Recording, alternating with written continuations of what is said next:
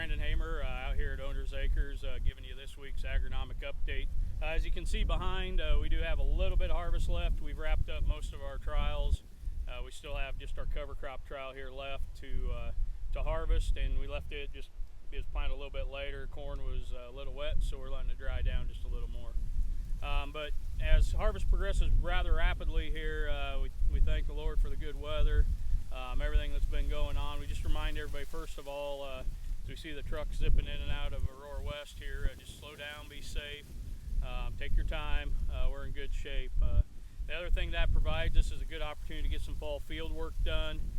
We're getting a lot of cover crops in right now. We're waiting on a part for our drill to get some more rye drilled in. There's still time to get some cover crops, whether it's through a dry machine, whether or not you're drilling, different options that we have for you on getting cover crops in. There's a lot of benefits to the cover crops, from weed control to nutrient recycling, to just getting some good cover on the ground and insulating us a little bit in the spring. So the other thing I wanted to talk about is the opportunity to get some soil sampling done as we go into this fall and make our plans this winter. We want to make sure we got a good baseline to do that off of. I'm seeing a lot of yield maps. As we looked at our yields, there's a lot of variability this year. There's some really high yields.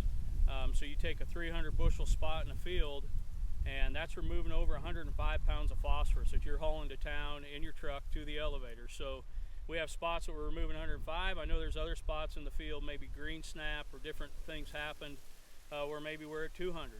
And you look at a 200 bushel crop, you're only removing 70 pounds. So there's a 45 pound difference, based on yield swings in an individual field. So that's why we want to make sure we have a grid sample, that we have an accurate representation of some of the variability in the field, and put your nutrients where they need to be. The other thing, as we talked about the last couple years, this year we did irrigate a little more, but the two previous years, we didn't put as much water on, and we have a lot of calcium in our water in some areas, so we are seeing some pH issues show up. If you grid sampled 3-4 years ago, it's a good time to get those samples renewed.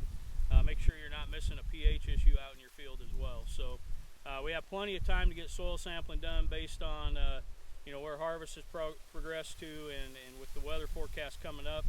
But we never know when that window will close. So get a hold of our agronomists.